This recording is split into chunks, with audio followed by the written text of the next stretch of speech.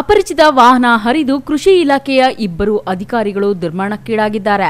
ಕೃಷಿ ಸಚಿವ ಬಿಸಿ ಪಾಟೀಲ್ ಕಾರ್ಯಕ್ರಮದಲ್ಲಿ ಪಾಲ್ಗೊಂಡು ಕರ್ತವ್ಯ ನಿರ್ವಹಿಸಿ ವಾಪಸ್ ತೆರಳುತ್ತಿದ್ದಾಗ ಅಪಘಾತ ನಡೆದಿದೆ. ಚಿಕ್ಕಬಳ್ಳಾಪುರ ಜಿಲ್ಲೆಯ ಶಿಡ್ಲಘಟ್ಟ ತಾಲೂಕಿನ ಪಿಂಡಿಪಾಪನಹಳ್ಳಿ ಗ್ರಾಮದ ಬಳಿ ಘಟನೆ ನಡೆದಿದೆ. ಕೃಷಿ ಅಧಿಕಾರಿ ವಿನಯ್ ಹಾಗೂ ಇಲಾಖೆಯ ಗುತ್ತಿಗೆ ನೌಕರ ಲೋಕೇಶ್ ಮೃತ ದುರ್ದೈವಿಗಳಾಗಿದ್ದಾರೆ.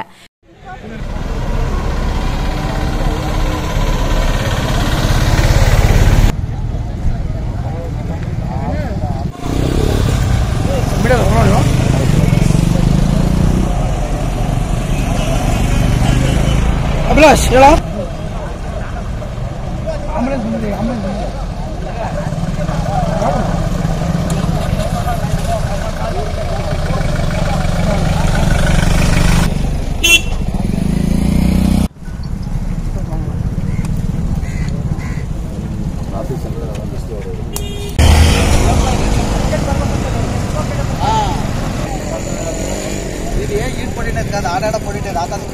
ಅಲ್ಲಿ ಬಿತ್ತಿರೋದು